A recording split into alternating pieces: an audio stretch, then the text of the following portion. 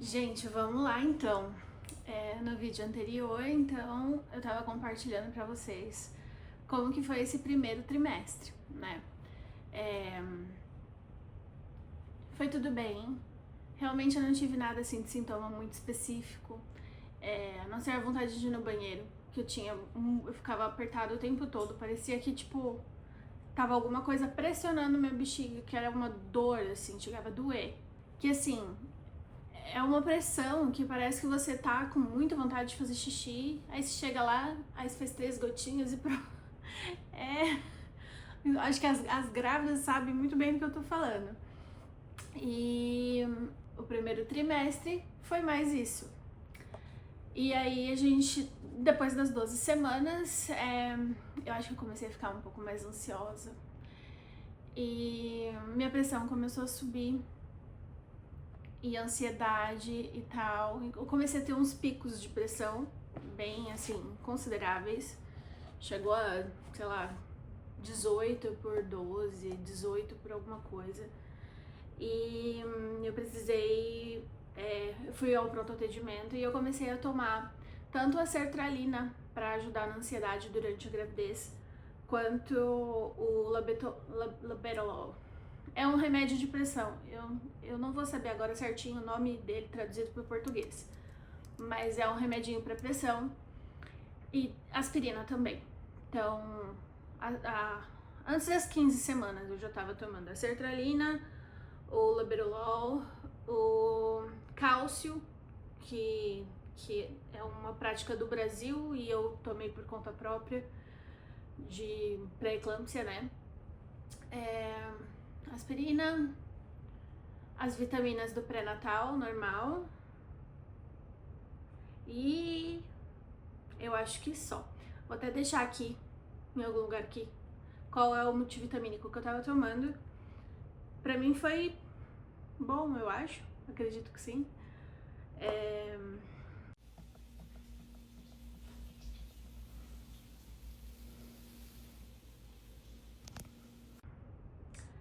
Então, eu tinha também muita enxaqueca, assim, dor de cabeça bem forte. Evitei ao máximo tomar remédio, mas uma vez ou outra eu acabava tomando o Tilenol, né, que é o... Aqui é o acetaminofém, mas eu acho que é o mesmo composto que o paracetamol, eu acho.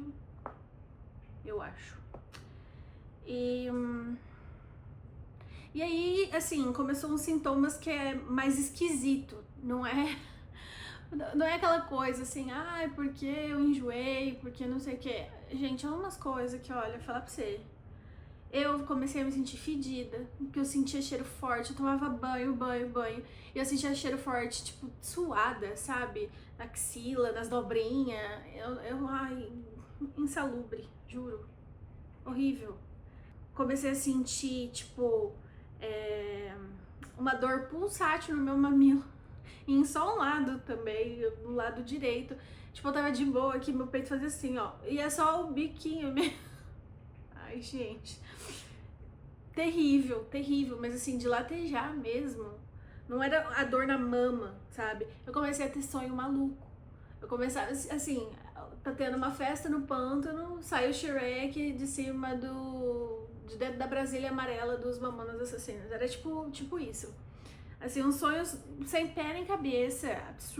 Absurdo. Fiquei muito maluca por doce.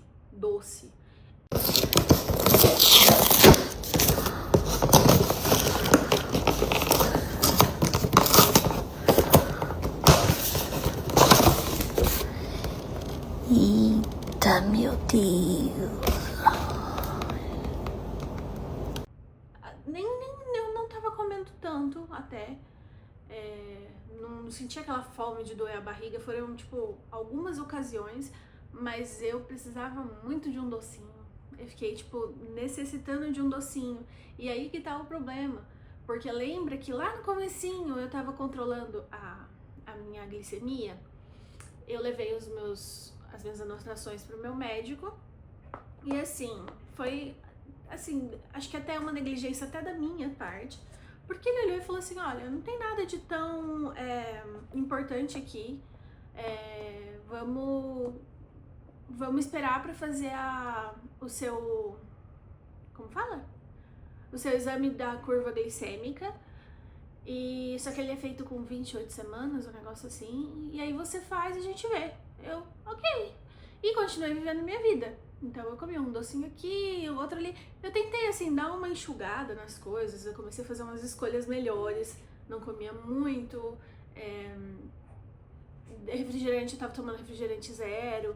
Mas um docinho ou outro eu ainda acabava comendo, assim, porque era uma necessidade. Era uma necessidade.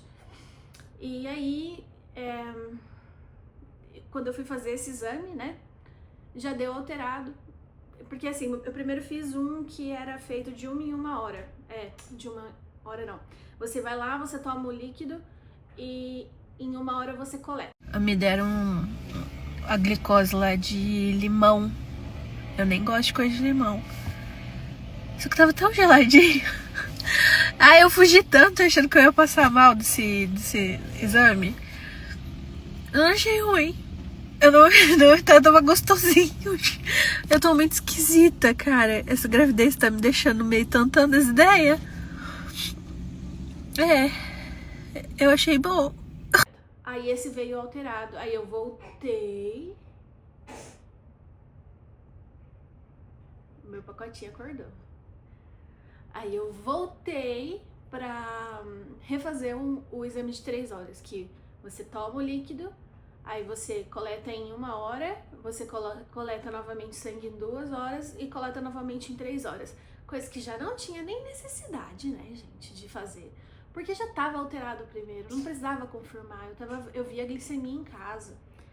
Assim, eu que devia ter falado, ô doutor, eu sei o que eu tô falando, tá ruim, tá. Eu devia ter batido o pé.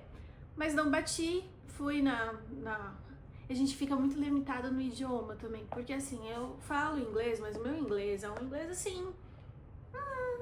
Eu me viro, né? Assim, não sou muito fluente. Eu faço o suficiente. E querendo ou não, a gente não consegue se expressar tão bem em inglês quanto eu teria feito em português. Assim, eu não tenho essa conversa técnica, esse linguajar técnico pra falar com ninguém. Enfim, deu tudo certo no fim das contas, mas eu fui tentar fazer esse controle da glicemia com 30 semanas, 20 e poucas semanas, e aí foi pesado, que eu comecei a fazer educação de diabetes gestacional, que aí eu tinha o diagnóstico de fato, que eu já falava lá do começo, né? E comecei a fazer, assim, eu pesava a minha comida. Eu tinha que pesar, eu cortei tudo, eu fazia caminhada, nada disso resolveu. E aí eu tive que, de fato, entrar pra insulina. Eu cheguei numa fase da diabetes gestacional que não é mais assim pra eu... evite comer doce, evite comer farinha branca, faça escolhas melhores. Não.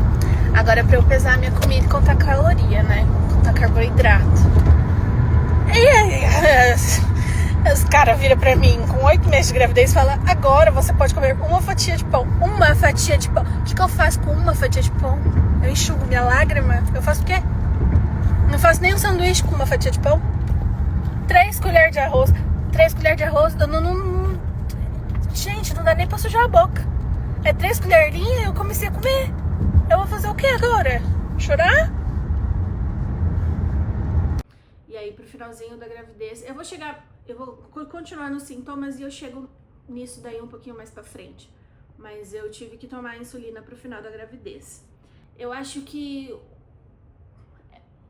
tudo que dava pra ser esquisito foi. Porque assim, em um certo período do meu segundo trimestre, eu devia estar com umas 24 semanas, por aí. Eu comecei a ficar, assim, louca por gelo. Gelo. Eu queria sentar com um copão de gelo no meu colo e comer gelo, ficar mastigando gelo. E, assim, uma pesquisadinha rápida que a gente dá na internet, você vê que tem, tipo, associado isso à anemia. E, de fato, levei isso pro meu médico, a gente fez os exames e eu tava anêmica. E aí eu tive que começar a tomar o ferro junto lá com as vitaminas que eu já tava tomando. Algum tempo depois eu comecei a acordar sempre com as mãos formigando. E aí, mesma coisa, tipo, primeiro pensamento, tô inchada, tá pressionando alguma coisa. Não melhorava. Ficava com o pé pra cima pra desinchar, tomava bastante água, não melhorava. Aí comecei a sentir desconforto nas minhas mãos. Falei, deve ser a síndrome do túnel do carpo. Também não era deficiência de vitamina B12. Comecei a suplementar a vitamina, melhorou também. Só que a minha dor nos braços não foi embora, muito pelo contrário. Chegou num ponto que eu ia desse braço aqui. Inclusive agora eu tô 4 meses pós-parto e eu ainda morro de dor no braço.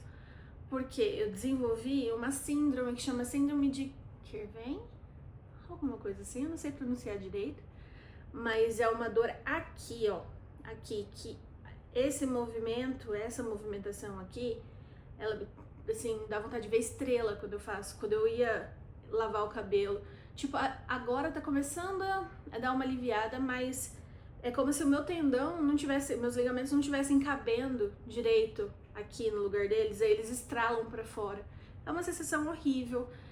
Eu cheguei a usar o imobilizador de dedão, porque esse movimento aqui, esse assim, eu não consigo fazer nessa mão, porque isso aqui é o máximo, dói demais, repuxa tudo aqui, e eu morria de medo, assim, dela nascer, como que eu ia carregar ela? Carreguei com dor mesmo, porque falar que melhorou dói até hoje. Eu sei que, assim, talvez só com corticoide pra ajudar, e fisioterapia, e nada disso, assim, tá na minha realidade neste momento. Deixa eu ver o que mais. Sangramento gengival. Gente, passava fio dental, escovava o dente, nada adiantava.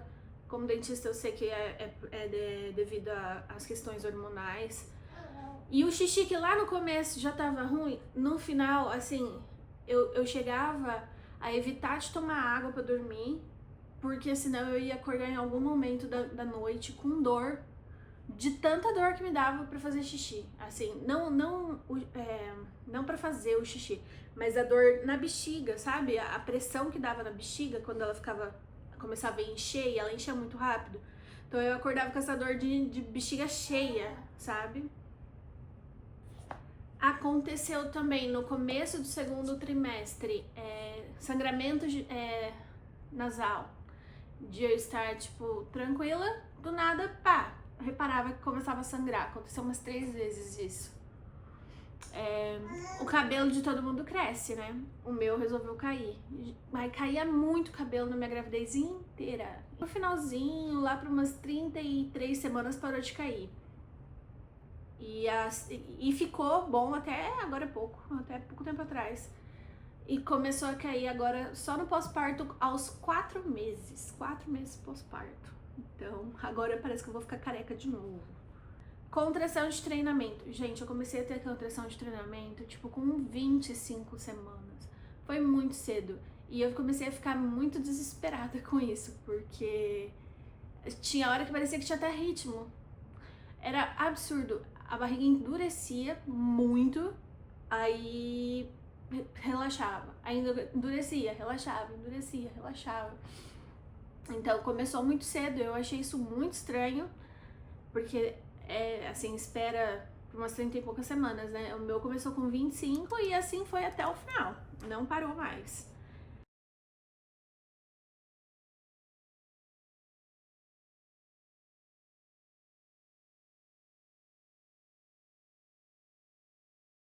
E depois que passa, mole também. Pro último trimestre, então, o que pegou mais pra mim? Eu acho que esse foi o sintoma mais difícil de todos que eu tive a gravidez inteira. Gente, meu nariz, ele tampou, ele não desentupia mais. Eu não tava doente, eu não tava resfriada, eu não tava com alergia, nada. O meu rosto ficou inchado, acredito que a circulação aqui, né, Peraí. Mas assim, tampava de um jeito absurdo. E aí eu tentava lavar só com soro fisiológico, era a mesma coisa que nada. O ar não vinha. E aí eu com uma barriga desse tamanho, parecendo uma dona redonda, né? Ai, que dificuldade. Me dá falta de ar só de lembrar de como era difícil.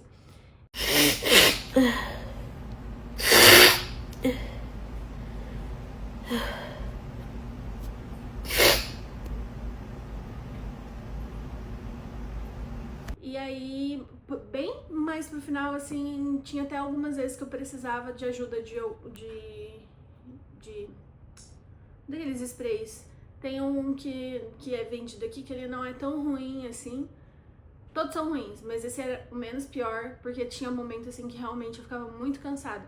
Porque eu já tava muito ofegante, a barriga tava muito grande, eu não tinha ar, não tinha fôlego. E não desentupiu. Só foi desentupir mesmo, assim, quando ela nasceu. Nos últimos dias não, né? Foi até nas últimas semanas, na verdade. Eu fiquei doida por limpeza. Eu fiquei apavorada da possibilidade dela nascer e, assim, a casa tá bagunçada ou alguma coisa fora do lugar. Então, minhas últimas semanas, quando eu finalmente parei de trabalhar, eu ficava em casa e eu passava o aspirador na casa, tipo, 3 vezes por dia. Porque, na minha cabeça, a casa tinha que estar perfeita pra ela. Parecia assim, que eu ia sair pela porta pra ganhar neném, e em seguida ia entrar a vigilância sanitária. Era tipo isso, porque eu fiquei maluca.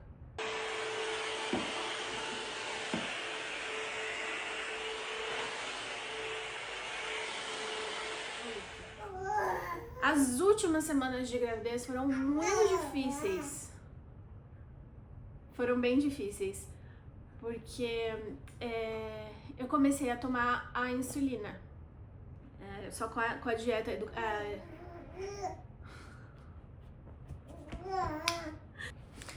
Você quer participar, meu amor? Você quer contar como foi a nossa gravidez? Você quer participar? Como foi? Conta pro pessoal. Falei, gente, pra mim foi normal. Eu tava lá no buchinho da minha mãe, só de boas. Então, gente, vamos continuar aqui com a participação especial, né? Afinal, é tudo sobre ela. E, como eu disse, acho que com 31 semanas eu comecei a fazer a aplicação da insulina. Eu tomava 2 injeções na hora do que eu acordava e 2 injeções antes de dormir. Então eram 4 injeções por dia. Chegou uma hora assim que já não tinha onde eu furar. Tava tudo roxo pra barriga. Já tava, tipo, muito difícil. No final da gravidez eu já tava injuriada já.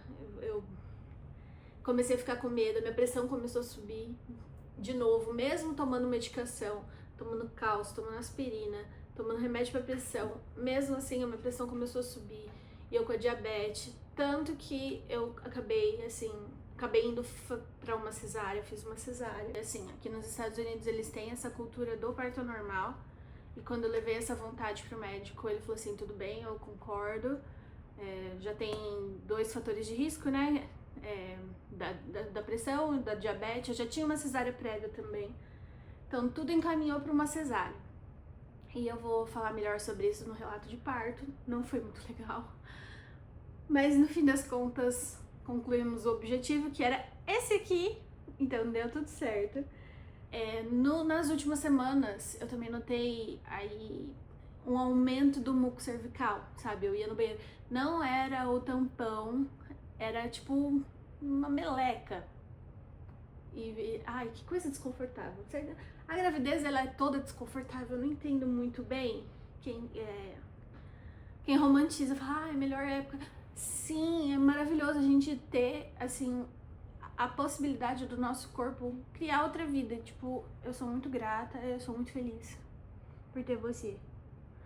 Mas a gravidez em si é muito difícil. Eu trabalhei até o final.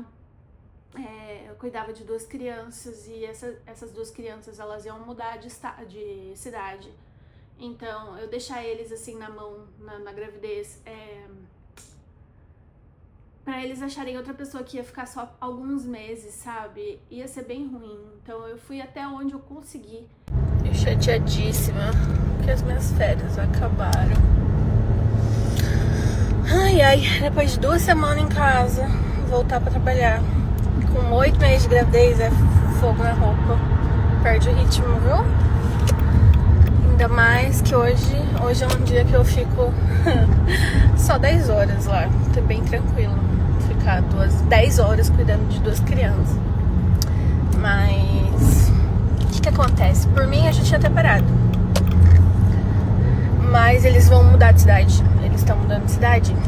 E aí, você imagina, eu parar agora de trabalhar e pra deixar eles acharem outra babá pra ficar só por 2 semanas, 3 semanas, que é o período que eles ainda precisam de mim. E nisso ainda tem feriado, tem dia off, então não compensa eu deixar eles na mão. Enquanto estiver tudo bem, eu tô indo. E é isso. Boa sorte pra mim. Eu planejava ir até 34 semanas, mas eu comecei as injeções da insulina com 33 semanas e eu comecei a passar mal, porque eu acho que o meu corpo ele tava tão acostumado a ficar com a glicose alta que quando regulou eu tinha uma sensação tipo assim de mal-estar. Parecia que meu corpo tava precisando daquele açúcar que já não tava mais lá. Então era uma sensação assim bem de desmaio. E aí, pra cuidar de 2 crianças, né, ainda mais criança pequena, que um tinha 4 anos e a outra tinha 7, a gente precisa estar 100% lá. E ainda mais, tipo assim, época de agosto eles estavam de férias o dia inteiro em casa. Exigiu-se do meu corpo algo que eu já não tinha, que era energia. Então, eu acabei saindo uma semana antes. Tô pensativa hoje. Bem pensativa. Eu tinha plano de trabalhar mais uma semana pra parar, né? Aí, quarta passada, eu fui numa consulta, levei meus logs de glicose, que eles já não estavam muito bons, assim, durante a gestação, só que eu tava evitando comer algumas coisas e tal, e tava indo. Mas agora, pro finalzinho, eu não tava baixando mais, tava mantendo muito alto, e aí acharam melhor entrar com a insulina. Então, eu tô fazendo aplicação de insulina, 4 aplicações, 2 tipos, 2 vezes ao dia. E no começo, eu acho que como o corpo tava acostumado, tá, com a glicose mais alta e agora tá baixando, dá um mal-estar, não sei explicar direito, tipo um suador mais frio. E aí, agora os planos mudaram. Como fui encaminhada quarta passada pra clínica de alto risco, gestação de alto risco, eu vou ficar em casa já, vou parar uma semana antes. E isso tá... Gente, o que eu faço agora? O que a gente faz, sabe? Agora eu sempre espero, eu não consigo.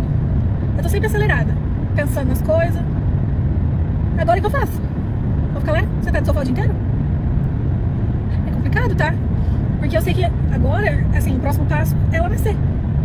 E apesar de eu já me conhecer como mãe, de não ser uma experiência nova na minha vida, e saber que eu dou conta, que eu sou forte, que eu consigo, é muito louco você parar pra pensar o tanto que a vida muda, vai mudar rápido, sabe? E eu não consigo nem pôr em palavras o sentimento que é. O tanto que você sai, principalmente tipo a mãe, né, a mulher, você não vai ser mais a mesma, nunca mais, porque eu não vou ser mais a Lorena independente, individual e que faz o que quer, que vai pra onde quer, a hora que quer, e que vai ter um ser humaninho que depende de mim 100%. Gente do céu, é isso. Mas eu consegui trabalhar a gravidez inteira. Inclusive, já nessas últimas semanas, acho que na verdade quase o 2º e o 3º trimestre inteiro, eu já não dormia. Acho que mais um terceiro, terceiro trimestre. Terceiro trimestre, 28 semanas pra frente, eu não dormia. O meu horário era, eu entrava às 5 da manhã, quer dizer, acordava às 5 da manhã, saía de casa às 5h20, porque eu tinha que estar lá para colocar as crianças no ônibus, e quando não era o ônibus eu tinha que estar lá porque às 6 horas a mãe saía para trabalhar, e aí eu tinha que acordar bem cedo, cruzava a cidade, ia até lá, e aí eu ficava até umas 9, 10, voltava tarde. pra tirar do ônibus. E o tempo que eu dormia era esse gap. Tipo, eu passava a madrugada inteira acordada, eu ia trabalhar direto, aí eu trabalhava até 9 horas da manhã, voltava pra casa. Aí eu deitava e dormia, das 9 até 1h da tarde. Aí 1h da tarde eu já começava a me trocar pra voltar. Então, 9, 10, 11, meio-dia, 1. Era isso que eu dormia. Eu passei a minha gravidez inteira dormindo isso. Das 9 da manhã, das 9 da manhã a 1h da tarde. É, babado. 6 horas da manhã, indo trabalhar virada, né? E, gente, não vou reclamar. Não é pra reclamar, tá? Até mesmo porque a Alice era o sonho da minha vida. Não tem nada que eu ame mais do que ela e que me deixe mais feliz do que saber que ela existe e que logo ela vai estar aqui pro ladinho de fora. Mas eu juro que eu não consigo entender quem vira e fala: ai, porque eu amo estar grávida, tipo, ai, passar pelo processo da gravidez. Já eu me conformo que muito vai me custar o que muito me vale, sabe? Porque não é fácil, não. Vou falar pra vocês. Eu não dormi nada à noite. Nada. É crise de choro. É posição que você já não acha pra dormir. Aí, se eu tiver 12 horas pra dormir, é 2 horinhas. 2 horas é o que eu consigo deitar na cama e dormir. Passou disso, eu acabo despertando. Eu faço 2, 3 sonegas de 2 horas, mas eu não consigo dormir direto assim, ó. Não vai, nunca mais dormir. Nunca mais. Deitou na cama, o nariz entope. Aí já também não consigo respirar, não consigo dormir. A coluna latejando, os pés latejando. O banheiro de 50 minutos eu quero ir no banheiro fazer xixi. E eu acho que fechar com chave de ouro é ter que fazer tudo isso sem conseguir descansar e com anemia. Por quê? Porque o seu PP, ele pega toda a sua vitamina pra ele. E aí você não tem mais vitamina pra você, porque vai tudo direto pra ele. Ai, falta muito, gente. Olha o olho. Aí é só isso mesmo. Não tô reclamando. Eu me proibi de reclamar qualquer coisa referente à maternidade. Tô desabafando. Esse era meu horário de sono, porque de resto eu ficava assim, ó. Parecia uma coruja com os olhos desse tamanho, não conseguia dormir, não conseguia fazer nada. Os sintomas foram realmente esses, assim. Eu tive problemas com a pressão, precisei fazer medicação para pressão, para ansiedade. Depois a diabetes também me pegou, precisei fazer as insulinas. Eu peguei o diagnóstico, né, da diabetes e iniciei o tratamento com a insulina. Eu fui encaminhada para gestação de alto risco, então eu tive que mudar o médico, tive que mudar tudo. E fui encaminhada para o hospital. E aí eu comecei a fazer um acompanhamento semanal para ultrassom, para verificar... O que era, gente? Líquido. Toda semana a partir das 33 semanas. Então 33, T4, T5, T6. Eu fui lá fazer semanalmente ultrassom pra ver como que tava o líquido dela e fazer também o Doppler, pra ver se ela não tava com sinais de sofrimento nem nada. E tava tudo certo, tava tudo bem. A gente fez um ultrassom pra ver o peso, ela já tava com 3,3 kg, se eu não me engano. E assim, aquilo já me apavorou. Não, foi com 33 semanas, uma coisa assim. Se com 33 semanas ela tava daquele jeito e faltava ainda pelo menos um mês, eu fiquei, gente, a menina vai sair andando. E de fato, ela nasceu muito inchada. Muito inchada, porque ela ficou muito tempo ali naquele excesso daquele açúcar, né, absorvendo tudo pra ela. Eu vou contar melhor sobre isso no relato de parto. Mas a Alice, ela nasceu com macrosomia, que é tipo um bebê acima da média, ela era grande e não é o padrão dela. Então hoje em dia, tipo, o percentil dela já tá normal, ela já é um bebê, acho que é um percentil 50, 40, 60. Não sei, essa informação tá no meu celular está gravando. Mas eu acho que hoje ela deve ser percentil 50 e pouco. E ela nasceu percentil 95. Era muita coisa. E isso foi por causa da diabetes, porque tanto assim, o tamanho que eu nasci, o tamanho que o Thiago nasceu, era pra ela ser um bebê de, sei lá, 3,2 kg. E ela nasceu com 1 quilo a mais que isso. Então, foi por conta da diabetes mesmo, que ela tava bem inchada. E aí foi juntando tudo isso, eu fiquei muito insegura do parto, como eu disse. O bebê, ela já tava muito grande, diabetes descontrolada. Tem esse detalhe, nem com as insulinas e a dieta, nem assim ficou bom, tipo 100% bom. Ficava tipo razoável, tava aceitável, mas não tava 100% não, então não tava controlando mais. E aí, junto com o médico, a gente decidiu agendar a cesárea pra 37 semanas. Mas foi tipo assim, eu fui sexta-feira na consulta, aí... Não. Eu fui quarta-feira, eu fiz uma ultrassom, aí eu fiquei naquela, falei, ixi, eu acho que ele vai marcar. Aí na sexta eu fui nessa consulta e de fato na sexta ele virou pra mim e falou assim, ó, então vamos marcar segunda-feira. Tá bom. Mas quando que nasce? Eu vou responder de uma vez só, porque daí vocês ficam ansiosos, vocês me deixam ansiosos também. Então, vamos lá. O bebezinho, ele tá pronto pra nascer a partir de 37 semanas. Que você entra no nono mês com 36 semanas, 37 semanas ele já tá pronto pra nascer, podendo ir até 42 semanas. A gestação, ela geralmente dura até 40, mas ela pode chegar a 42. Eu já estou de 37 semanas, então ela já não é um bebê prematuro, ela já pode nascer. Se eu quiser nascer agora, tá tudo bem. Mas o que acontece? Numa gravidez anterior, eu já tive uma doença que se chama pré-eclâmpsia. Então, preventivamente, nessa gestação, eu já tomo remédio pra pressão pra não subir, pra evitar que eu desenvolva pré-eclâmpsia novamente. E aí, além dessa medicação da pressão, tem umas 4 semanas mais ou menos que a gente já confirmou o diagnóstico de diabetes gestacional. Eu não consegui controlar, tava tão alto que eu não consegui controlar só com mudança de hábito. E atualmente eu tomo 4 injeções. Então, 2 de manhã, 2 à noite, de insulina, que basicamente, tipo assim, o meu corpo ele produz, eu consumo carboidrato, consumo açúcar, e ele não tem a insulina pra quebrar, então fica no meu sangue. E aí o que acontece? Esse açúcar, ele foi pra Alice. Ficou em excesso ali, eu não absorvi, não quebrei, ela absorveu, e qual que é a consequência? Ela vira um bebezinho grande. Existe uma métrica chamada percentil, que vê o tamanho do bebê. E o normal é de entre 10 e 90, sendo que 50 é a média. E chamou-se a atenção pra diabetes porque ela tava com percentil 90. E aí eu fui e comecei a fazer ultrassom toda semana, agora ela tá com percentil 96. Ou seja, ela é um bebê maior do que o esperado. E além disso, tem a questão da pressão também. Então, no meu caso, como eu já tenho uma cirurgia de cesariana prévia, provavelmente vai ser uma cesárea. E provavelmente vai ser logo. Tipo, ou esse final de semana, ou no próximo. É o que eu acho. Mas depois que eu passei no ultrassom e vi que ela tava com percentil alto, eu ainda não voltei no médico, eu volto essa semana. E aí que eu vou saber a conduta dele. Mas assim, posso entrar em trabalho de parto sozinha. A qualquer momento. Não sei, eu acho que eles não deixariam evoluir como um parto normal. Por questões mesmo de segurança, sabe?